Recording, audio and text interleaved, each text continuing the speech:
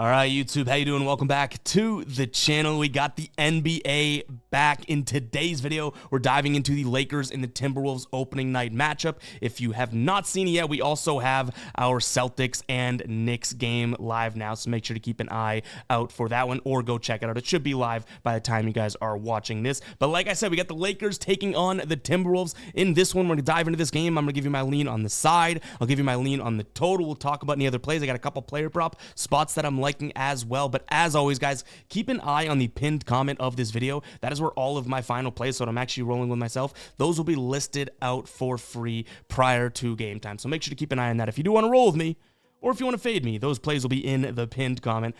In terms of last season, I talked about it in that Celtics and Knicks video. We were up 81 units. 81 units last season in the NBA. I would not expect to get near 81 again, but hey, crazier things have happened. Pretty damn crazy number. That is by far and away, it's almost like doubled, by far and away, the best season of any sport we've ever had sports betting. So maybe we can take some of that momentum from last year and topple it onto this year, but hopefully we even do a smidge of that. But 81 units up last year. Let's see if we can do something at all remotely comparable this season. But like I said, guys, Lakers taking on the Timberwolves. Hit that like button, hit that subscribe button. Appreciate you if you are an OG, if you joined on, a couple years ago, or if you're brand new today. Appreciate you guys tuning in and everything like that. So hit that like button, hit that subscribe button, and let me know what you guys are rolling with in the comments down below. We're doing the ride of the day in the other game, but still, let me know whatever your favorite plays are in the comments. But let's jump into this one. Like I said, Lakers taking on the T-Wolves. Let's start talking about some of the changes for the T-Wolves here. Obviously, we know about the Karl-Anthony Towns trade, which has DiVincenzo and Julius Randle now on the Timberwolves.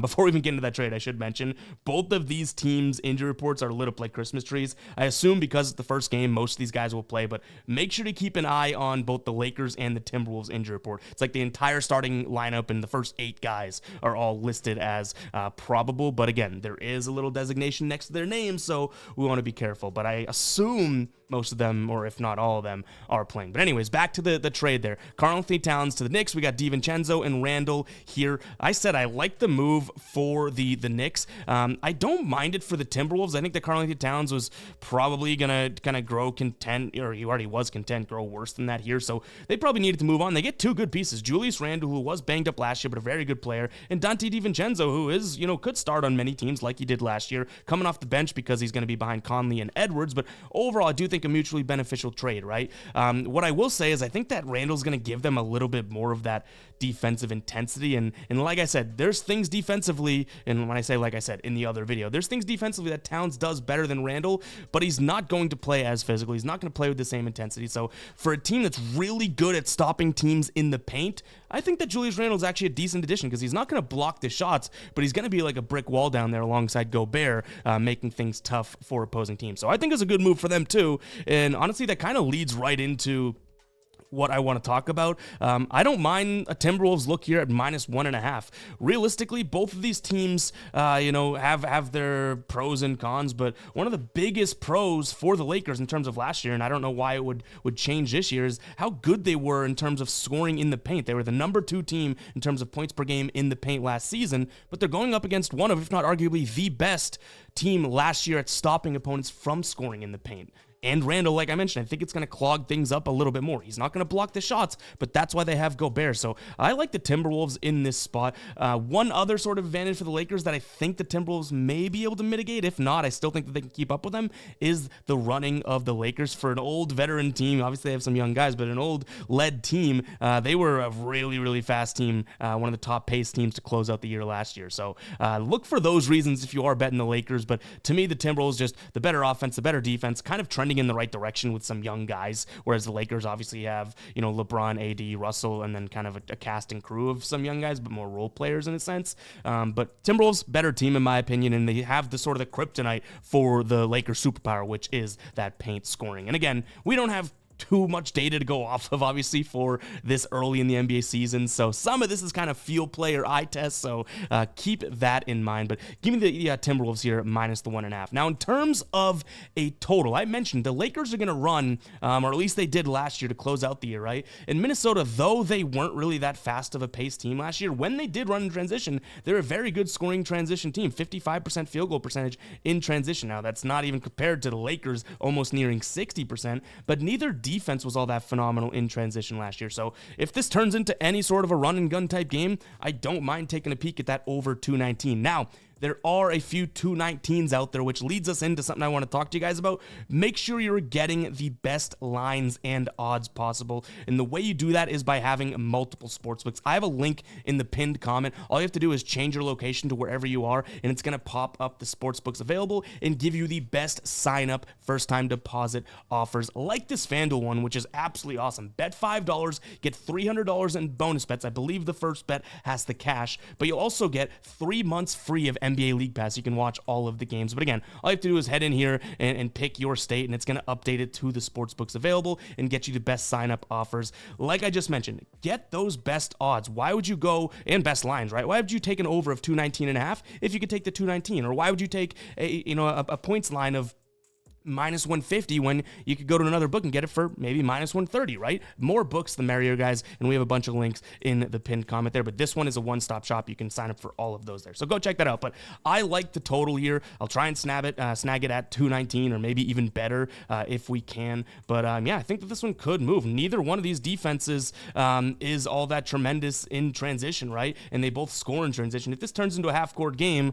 obviously we have our problem and our work cut out for us anyway, so hoping for a little bit of transition, and I'm thinking that Julius Randle can provide somewhat of a little scoring or at least excitement boost. We'll talk about him in just a second with our player props. Before we do that, guys, I do want to say that if you're still watching, go ahead and comment 7. You're about to hit the 7-minute mark in the video. This NBA year coming up is I'm very excited for, because one, our channel has grown so much. I think at the beginning of NBA season last year, we had like under 30,000 subs. Now we're nearing 100,000. So if you wouldn't mind, I know I already asked you, but hit that like button and hit that subscribe button if you have not yet. This has been a dream come true to see the growth of the channel here. We went full-time doing this on March 1st last year. It's going to be our first NBA season full-time, which is crazy to say out loud. So hit that like button, hit that subscribe button if you have not yet. But let's jump into, like I already alluded to, a couple player prop spots that I am liking here. And we're starting off with the new Timberwolf.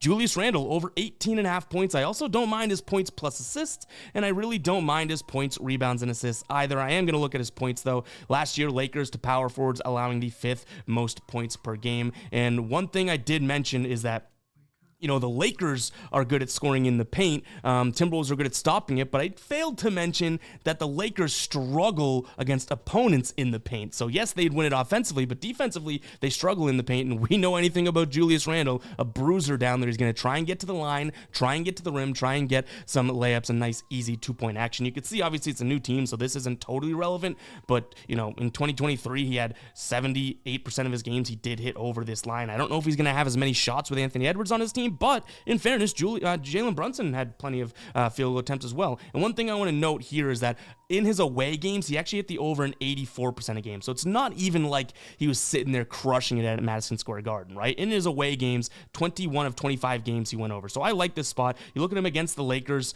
27 last time he played them. So I like this spot for the new Minnesota Timberwolves to go out there and get us 19 points. If you want to go over 19.5 for plus 120, I don't mind that either. But like I said, I like all of his stats. Assists, I like his points, rebounds, and assists. I like his points plus assists. I think that Randle should fit into this one, and at the very least, he's going to give you all of his effort for his new team. He's already kind of a dirt dog and a grinder anyways, right? So go ahead and check that one if you guys do like it. I think that he could have a decent night. Before we get into the last player prop here, I want to talk to you guys about a freebie. LeBron James, 0.5 points. That's over on Underdog. Link in the pinned comment as well as the description. All he has to do is score 1 point and you cash this one. And by signing up today, you're going to get up to $1,000 in a deposit bonus. It's a no-brainer. Go check out Underdog. That link is in the pinned comment. All right, our last player prop here. Austin Reeves over 1.5 3-pointers made. With Rudy Gobert in the middle, I do think we're going to see some struggle, I guess, to some degree, right, of people scoring at the paint. And same thing like I already mentioned with Randall. I think he's going to clog the paint a decent amount as well. So we're going to see some kickouts. Austin Reeves, I do believe and trust, is going to be that guy. Now, if there's one spot defensively that last year the Timberwolves struggled against, it was against above the break threes, which is where Reeves likes to shoot these ones. Head-to-head, you can see 2 straight games here.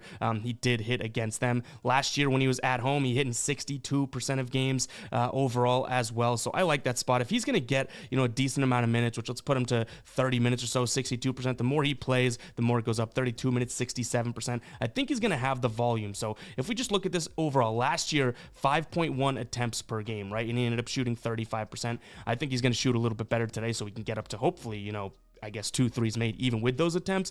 But like I mentioned, at home, we see it even more, 62% of the time. So Austin Reeves, over 1.5 3-pointers made. You can get that for -145 on DraftKings. I'd play it probably to -150. But again, that's why you're looking at multiple sportsbooks, right? DraftKings, by far and away the most valuable. If you only have Caesars at -174 and you have to play this prop, right? -174, you can get it for 30 cents less over on DraftKings. But Reeves over 1.5 3-pointers made is going to be my second player prop there. And guys, keep an eye on the pinned comment for any added plays or anything like that. That's why we use the pinned comment, because I'm going to keep looking at this game and try and find some stuff.